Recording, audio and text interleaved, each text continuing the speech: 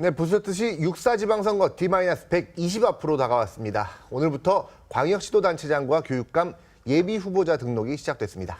예, 여야는 사실상 지방선거 체제로 전환하고 치열한 선거전에 돌입한 모습인데요. 충남대 김종래 초빙 교수와 함께 자세한 얘기 나눠보겠습니다. 안녕하세요. 이제 곧 어깨띠 두르고 명함 나눠주는 후보자들 만나볼 수 있겠어요, 진짜. 현수막도 보이고 이제 요란하게 네. 텔레비 토론도 벌어지겠고. 예. 이제 진짜 이제 분위기가 날 것 같은데요. 네. 오늘 이제 두 가지 얘기를 한번 여쭤볼게요. 첫 예. 번째로 이제 야권연대 얘기가 지금 꺼질 듯 계속 나오고 있거든요. 네. 이런 가운데 이제 민주당이 갑자기 정치 개혁안을 혁신안을 발표했단 말이죠. 네. 어떻게 보셨어요, 이 정치 혁신안? 먼저 이 정치 혁신안부터 말씀드리면 참 좋은 얘기입니다. 뭐 이 공기업 같은 경우 낙하산으로 내려온 CEO가 노조와 이면 계약한 걸 가지고도 대서특필되지 않습니까? 네. 가령 무슨 뭐 경조사비를 어떻다든지 자녀들 무슨 학비 지원이 어떻다든지 등등 하지 않습니까? 네. 그런데 국회의원들이 부정부패한 국회의원들은 국민 소환제를 도입한다든지 아니면 해외여행 갈 때도 미리 보고를 하고 가야 되고 갔다 와서도 보고를 해야 되고 네. 경조사비는 뭐 가난한 분들에게는 뭐 죄송한 말씀이지만 보통 5만 원 이상 뭐 하는 게 관례일 텐데 네. 네. 그거 5만 원으로 제한한다든지 이거 공기업 개혁 수준이 아니라 이렇게 나오면 거의 뭐 대서특필 돼야 될 겁니다. 네. 참 이렇게만 된다면 아마 실제로 우리나라 정치뿐만 아니라 전체 경제라든가 다른 데도 파급 효과가 굉장히 클 겁니다. 네.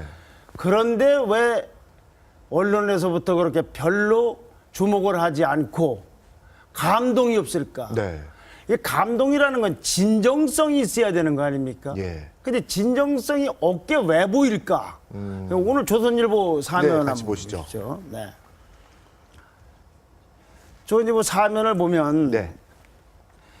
자 양치기 소년처럼 선거 다가오자 또 정치 혁신 카드라고 네. 네. 돼 있어요. 또라고 돼 있네요. 네. 뭐 많이 하고 있는데 세비삭감 등 선거 끝나고 나면 이걸 흐지부지가 될 거다. 의원들 자신이 쇼가 될 거라고 얘기를 하고 있어요. 네. 이렇게 진정성이 없어서 감동이 없다. 그 첫째 감동이 없는 이유는 이거 성사만 되면 굉장히 좋다는 걸 전제로 해서 저 새누리당도 그거 우리가 먼저 얘기했다고 그랬지. 안철수 쪽에서는 그거는 우리 때문에 이렇게 된 거라고 그러지. 그러니까 새 정파가 그러고 나면 안 될 게 없는데 네. 왜 감동이 없느냐. 우선 민주당의 의원들부터가 반발을 하고 있어요. 다는 아니겠지만. 네. 왜 그거를 김한길 지도부 독단적으로 결정했느냐. 그리고 진정한 야당의 문제는 그게 아니라 특검이라든가 다른 선명성에 부각이 있는 것이 이게 아니다. 또 일부에서는 이거보다 더 강한 혁신안을 내놔야 된다. 내부에서 통일도 되지 않고 있다 이거죠. 네. 그러니까 민주당의 혁신안이라기보다는 김한길 대표의 대표의. 혁신안이라고밖에는 볼 수가 없는 것이어서 우선 내부 목소리가 안 돼 있고 네. 두 번째는 사실은 여기 내는 메뉴가 누가 아이디어가 없어서 못하는 게 아니라 안 하고 못했던 거거든요. 이게 된다면이라는 전제는 그래서 붙인 건데 네. 그러면 길게는 수십 년 짧게는 지난 대통령 선거 때부터 수없이 나온 얘기예요. 특권 내려놓기, 세비 줄인다, 심지어는 뭐 국회의원 숫자를 줄인다까지. 예. 그런데 그동안 지난 1년 동안도 아무 얘기 없다가 심지어는 지난달에 정치개혁 특위를 할 때에도 기초단체장 공천을 하느니 마느니 하고 그러더니 슬그머니 지방의원 숫자만 올려놓더니 다 끝나고 나니까 갑자기 이 얘기를 한단 말이죠. 네. 그러니까 이게 선거 때 돼서 내놓는 말하자면 이게 세일즈, 바겐 세일 하듯이 내놓는 거 아니냐. 정치적 의도가 있다. 예. 네.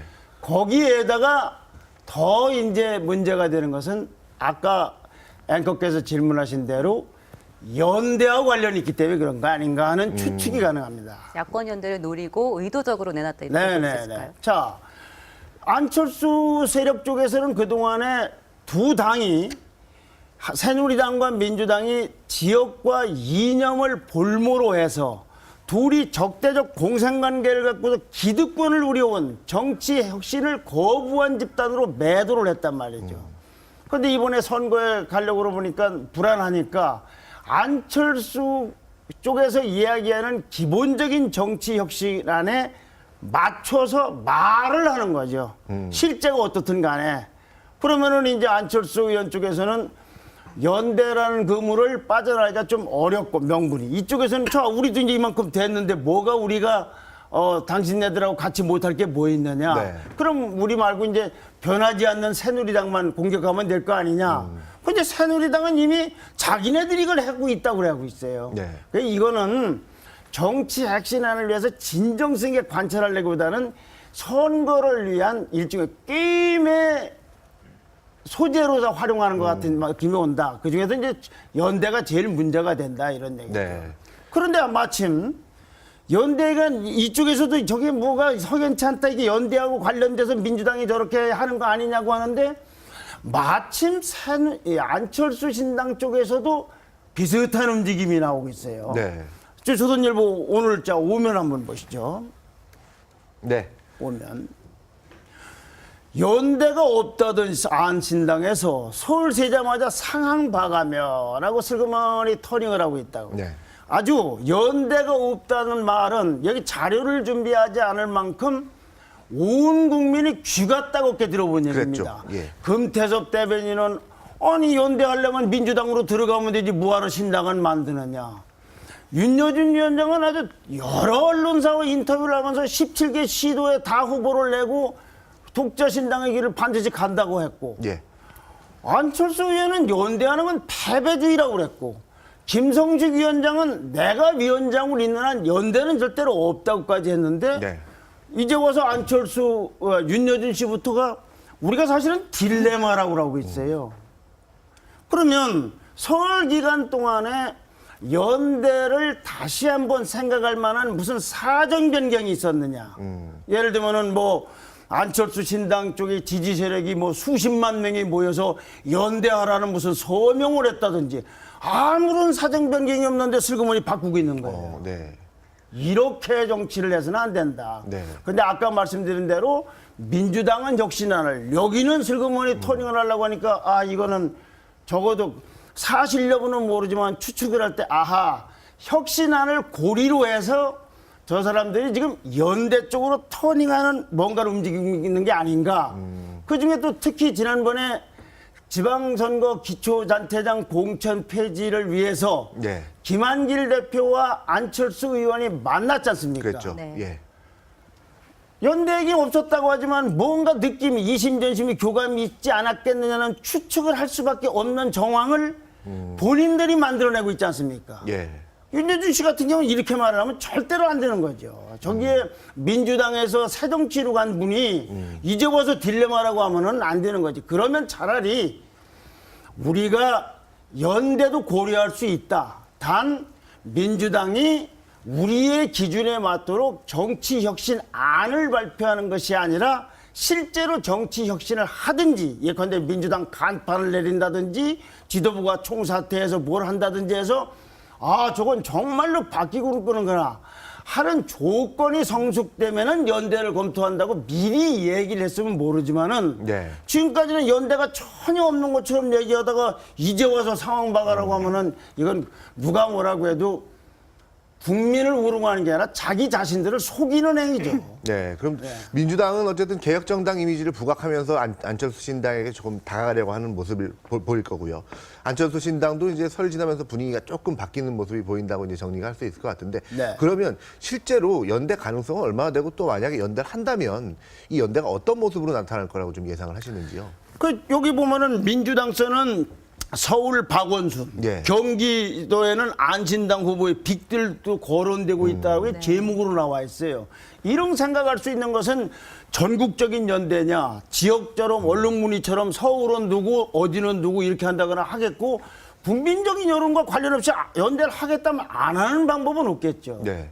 그런데 이것이 얼마나 많은 정치 공학이고 구정치입니까? 네. 자, 신당을 만들고 정치권을 바꿔야 된다고 당을 하나 만들어 놓고 있다가 갑자기 없이 연대하려면 그거 뭐하러 만듭니까? 민주당 지지를 철회하고 안신당 쪽을 지지한 사람이거나 민주당 쪽에서 아예 몸을 옮겨서 이쪽에 서 정치할 사람들이 볼 때는 이런 황당한 일이 어디 있겠어요? 그렇죠. 더군다나 이거는 사실은 봉건 여왕주제자 같은 개념이에요. 자, 민주당은 우리가 가질게. 경기도는 당신네들이 해. 아니면 전라북도는 당신네들이 하면은 이 국민들은 그냥 위에 있는 중앙에 있는 훌륭하신 분, 잘나신 분들이 택하는 대로 그냥 나는 그대로만 덕덕 이렇게 받아만 먹으면 되나요? 예컨대 이런 방식이라면 경기도 있는 분은 민주당 후보를 고를 방법이 없지 않습니까? 그렇죠. 국민의 시장, 정치 시장을 교란하는 거 아니에요.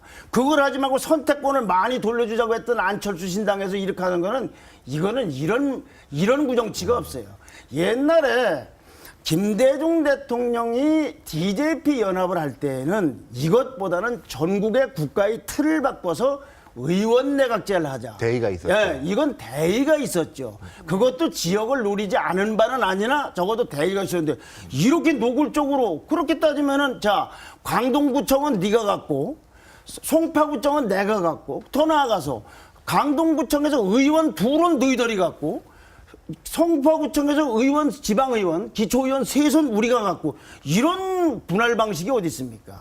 이런 건 아주 구정치 아주 최악의 구정치고 국민 보기를 아주 정말로 우습게 보는 정치죠. 특히 이렇게 될 경우에 안철수 신당은 결국은 뭐냐? 지방선거를 위해서 급조된 당이고 1인 사당이라는 것밖에 보이지 않는 겁니다. 예.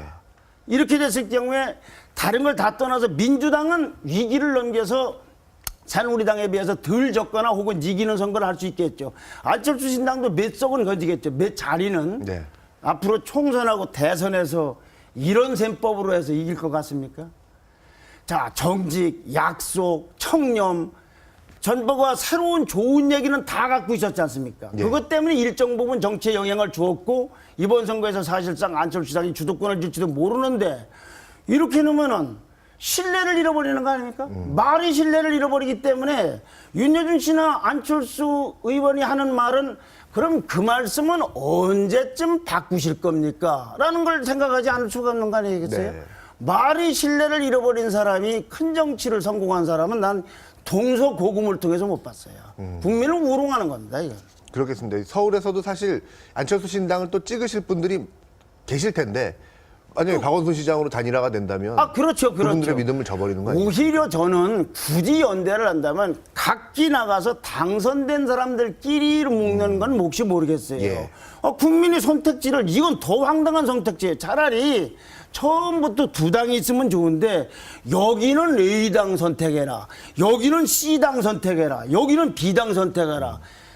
경기도하고 서울만 예를 들었습니다만 이 인구가 대한민국 인구의 반이 훨씬 넘지 않습니까? 네. 무슨 근거로 자기네들이 여기는 뭐하고 여기는 뭐하라는 그런 선택을 국민들에게 강요할 내려보낼 수는 없는 거죠. 권한이 있습니까? 네. 이렇게 하고서 큰 정치는 절대로 안 되는 거라고 나는 봅니다. 네. 야권, 결국 네. 명분 없는 연대는 결국 민주당이나 안철수 신당이나 공멸로 가게 될 하긴 것이다. 뭐 이런 것만 기대하고 있는 새누리당은 더 말할 것도 없이 함심합니다만은 예. 이렇게 정치해서는 안 되는 거죠. 이건 구정치입니다. 구정치. 네. 교수님 오늘 말씀 잘 들었습니다. 감사합니다. 감사합니다.